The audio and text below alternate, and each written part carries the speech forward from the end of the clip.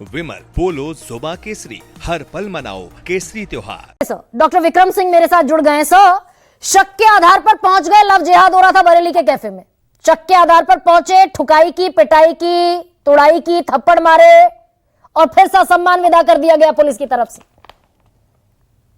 गरिमा जी नमस्कार, सभी विद्वान पैनलिस्ट को मेरा नमस्कार। आपके पैनल पे इतने विद्वान पैनलिस्ट बैठे हैं कि मैं कुछ बोलूंगा तो वो सूरज को दीपक दिखाने के बराबर होगा। शक की बुनियाद पर शक का इलाज तो हकीम लुकमान के पास भी नहीं था। मुझे अगर शक हो कि मान लीजिए रविंद्र सिंह साहब मेरा कत्ल कर देंगे और वह पिस्तौल निकाल के रविंदर सिंह साहब को गोली मार दूं, ये तो कोई तर्क हुआ नहीं, ये तो पागलपन होगा मेरी तरफ से, ये सरासर पागलपन है। और अगर आपको शक है कि कोई इस तरीके की लव जिहाद की बात कर रहा तो उत्तर प्रदेश में Uttar Pradesh prohibition of unlawful conversion of religion act 2021 कायम है। हम लॉ के हिसाब से केवल बात करें, शक की बुनियाद के ऊपर हम कर दें तो इस परिपाटी पे, इस प्रिवाइस पे गरिमा जी न मैं कोई दावत दे पाऊंगा न तहसील पूनावाला साहब कोई दावत दे पाएंगे, क्योंकि हमारी दावत में हम जात बिरादरी और ये धर्म संप्रदाय देके नहीं करते हैं, बल्कि देखा यह जाता है कि पुलिस और फौज में हमारे आधे मित्र हर बिरादरी के होते हैं। अगर उसमें चुन करके करने लगे तो आप मुझे कर लीजिए कि आप जो है हिंदुस्तान तोड़ो की बात कर रहे हैं। अगर तहसील साहब ने मुझे घर पे चाय पे बुलाया तो मैं समझता हूं वो भी गुनहगार होंगे, मैं भी गुनहगार होऊंगा, ये तो फिर तो चल चुका काम। देखिए, शक की बुनियाद के ऊपर काम नहीं। अगर कानून में आपको ठोस लगे, सबसे पहले मैं कहूंगा कायदे से कार्रवाई कीजिए, और बहुतों को मैंने नसीहत जो दी है आज तक वो याद करते हैं। सर, ये 2025 में सारे 2025 गुजर गया, हम ये तस्वीरें देख रहे हैं सर। और दरअसल कल जिस कैफे में ये घटना हुई, पुलिस ने ये जहमत नहीं उठाई, उत्तर प्रदेश पुलिस ने, कि इनके खिलाफ एफआईआर कर दे। एफआईआर हुई आज सुबह 3 बजे दोपहर में। कल दोनों मुसलमान लड़कों के खिलाफ एफआईआर हो गई, 151 के तहत शिकायत हो गई। डिस्टर्बेंस ऑफ पीस, मतलब जो पिट गए वही डिस्टर्ब कर रहे थे पीस को। गरिमा जी, आप क्या सभी विद्वान पहले जानते हैं धारा 151 क्या है और apprehension of the breach of the peace क्या होता है। हमें किसी की भाव भंगिमा अच्छी न लगे या हमें लगे कि हम कुछ किसी धारा में नहीं कर सकते हैं, तो याद रखें धारा 151 वो ऐसा यूनिवर्सल लवण भास्कर जून है कि पेट के दर्द से लेकर के गैस तक और कैंसर तक का सबका इलाज उसमें समाहित। लेकिन कोई पूछने वाला नहीं है, एडमिनिस्ट्रेटिव एक्ट है, प्रिवेंटिव एक्शन है। लेकिन मैं ये चाहूंगा कि पुलिस को जोश में होश नहीं खोना चाहिए। वो तो ठीक है कि जो चीज पुलिस तो ये भी कह रही है ना सर, तो पुलिस का ऑफिशियल स्टेटमेंट है कल का कि जहां ये पहुंच गए थे गुंडागर्दी करने, जय श्री राम के नारे लगाते हुए, सनातन के ठेकेदार बनकर, पुलिस कह रही है कि जब हम पहुंचे ना कोई आपत्तिजनक स्थिति थी, ना गैर कानूनी गतिविधि थी, कुछ था ही नहीं वहां।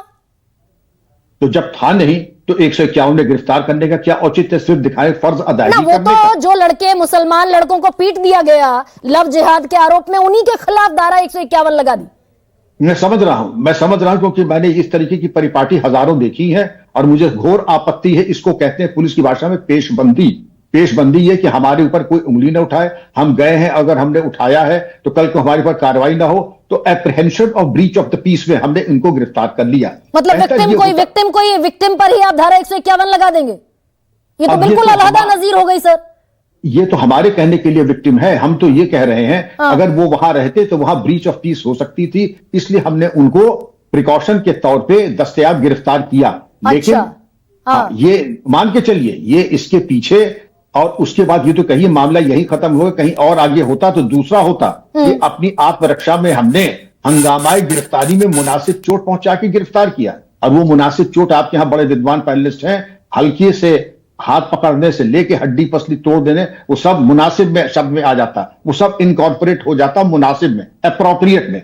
लेकिन मैं पुलिस को मेरा परामर्श होगा कि इस तरीके के कार्रवाई में काउंसलिंग कर दिया कीजिए, हस्तक्षेप तभी कीजिए जब समझिए कोई पुलिस केस है। प्रथम दृष्टया मुझको इसमें कोई नहीं सर, मैं एक थोड़ा सा पॉलिटिकल सवाल आपसे पूछना चाहती हूं भाई। ये जमीन पर पहली दफा तस्वीरें देखी हमने कि क्रिसमस डे के मौके पर बवाल कट गया, देश का कोई हिस्सा नहीं बचा जहां बवाल ना हुआ हो। ईसाइयों पर हमले हुए ना?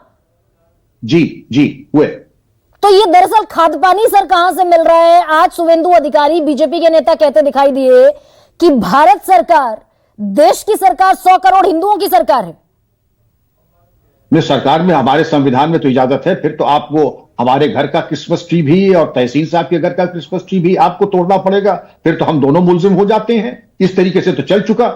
मुझे एक पूरी तरीके से जिंदगी भर मेरी पढ़ाई लिखाई क्रिश्चियन इंस्टीट्यूशंस में हुई। मेरे लिए क्रिसमस और ईद वैसे ही है जैसे होली और दिवाली। और मुझे किसी को ट्यूशन की जरूरत नहीं है कि मैं क्या मनाऊंगा, कैसे मनाऊंगा। और अगर 100 करोड़ हिंदुओं का है, यह संतोष की बात है। यहां सबके लिए सांस लेने की पूरी छूट है, सबको आजादी है। संविधान ये आपको अधिकार देता है। हम कौन होते हैं या कोई राजनेता कौन होता है इस हक को छीनने वाला? नहीं सर, ये लेकिन ये तो दस्तूर के जैसे चलता चला जा रहा है और ये तो दरअसल आग बढ़ती चली जा रही है। भाई मैं इस डिबेट को बहुत बार मजबूरी में करती हूं। मैं बिल्कुल नहीं चाहती हिंदू मुसलमान पर बात करना सर, लेकिन एक नेता प्रतिपक्ष कह देगा, एक वो नेता जिसने संविधान की शपथ ली है वो कह देगा सारे मुसलमान खदेड़ दिए गए थे 1947 में।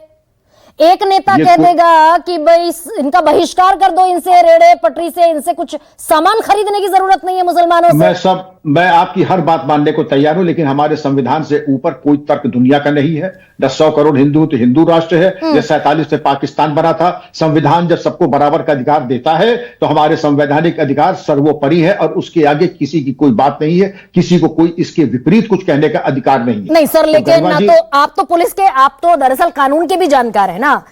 ऐसे बयानों पर ना तो FIR होती, भाई संवैधानिक पद पर बैठा है तो सिटीजन ना।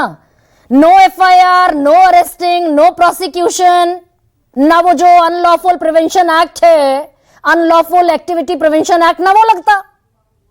आपने गरिमा जी बिल्कुल सही कहा। Show me the man and I will show you the rules. हम 2-3 उदाहरण देते हैं।